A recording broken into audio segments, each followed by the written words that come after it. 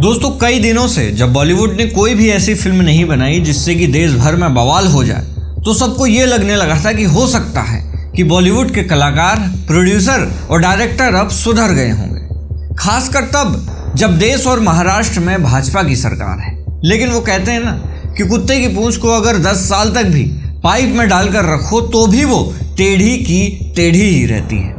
दोस्तों यही कुछ हाल है बॉलीवुड का। एक बार फिर से बॉलीवुड एक ऐसी मूवी लेकर आ रहा है जिसने देश भर में दोस्तों हंगामा खड़ा कर दिया है। खबर यह है कि ओटीटी प्लेटफॉर्म नेटफ्लिक्स ने एक फिल्म का ऐलान किया है जिसका नाम है घूसखोर पंडित। अब जैसा कि इसके नाम से पता चल रहा है कि इसमें घूसखोरी और पंडित शब्द का एक साथ इस्तेमाल किया गया है। आपको बता दें कि पंडित शब्द भारतीय सभ्यता में विद्युत, आध्यात्मिक और सम्मान का प्रतीक माना जाता है। वहीं घूसखोरी शब्द भ्रष्टाचार और अपराध को दर्शाता है। इसीलिए इन दोनों शब्दों को एक साथ जोड़कर कहीं ना कहीं पूरी ब्राह्मण बिरादरी की छवि खराब करने की कोशिश की गई है। दोस्तों पहले आपको पूरी खबर बता देते हैं, उसके बाद हम इस खबर का मंथन करेंगे और आपको वो सच्चाई बताएंगे जो आप नहीं देख पा रहे हैं।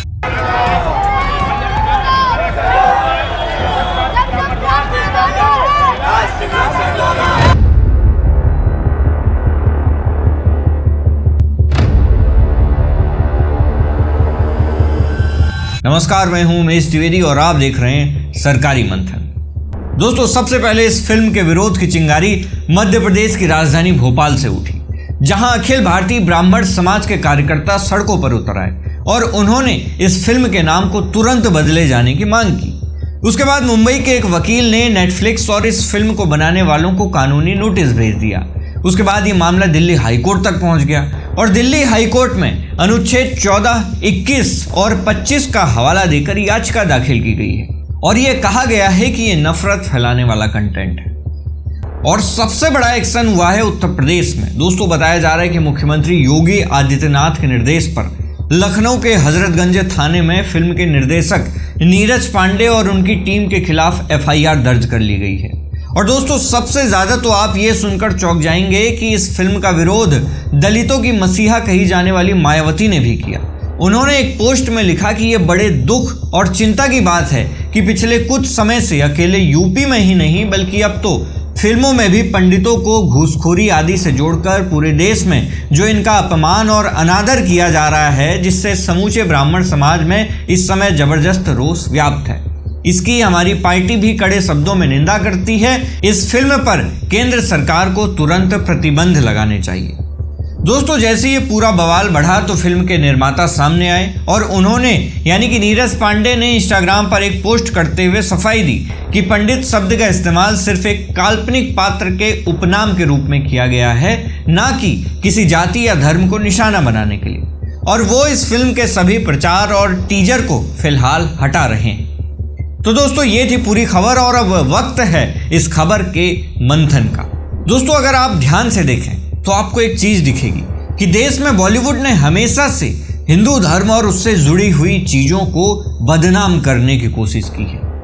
और ये पहली बार नहीं है जब एक फिल्म के नाम पर ब्राह्मणों का मजाक बनाया गया है।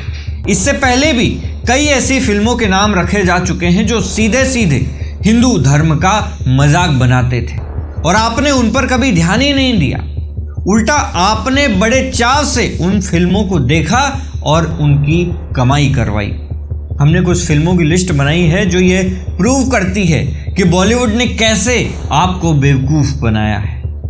दोस्तों 1985 में आई फिल्म राम तेरी गंगा मैली, 2013 में आई फिल्म गोलियों की रास लीला रामलीला, 2012 में आई एक film student of the year के एक गाने में राधा को सेक्सी बताया गया और हिंदुओं ने उस गाने में ठुमके लगाए।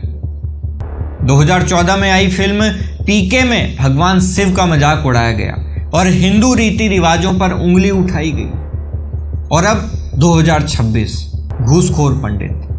दोस्तों ये तो कुछ गिने हुए चीजें हैं जो मैंने आपको बताई इन फिल्मों के नाम। ऐसे ही हजारों सीन्स बॉलीवुड ने अपनी कहानियों में डाले हैं जो हमेशा सनातन को बदनाम करने की कोशिश करते आ रहे हैं। वो तो आज हिंदू थोड़ा बहुत जागरूक हो गया है तो इन फिल्मों का विरोध होने लगा है, नहीं तो आप ही लोग इन फिल्मों को देखकर ताली बजा रहे होते। दोस्तों, आपको क्या लगता है, क्या सनातन को बदनाम करने में सबसे बड़ा रोल बॉलीवुड का रहा है? और क्या मोदी सरकार इस बॉलीवुड की अकल ठिकाने लगा सकती है, या फिर जनता को ही जागरूक होकर अपने धर्म और लोगों का मजाक उड़ाने वाले इस बॉलीवुड का बहिष्कार करने की आवश्यकता है? अपनी राय हमें कमेंट बॉक्स में जरूर दें। मैं हूं उमेश द्विवेदी और आप देख रहे थे सरकारी मंथन। नमस्कार।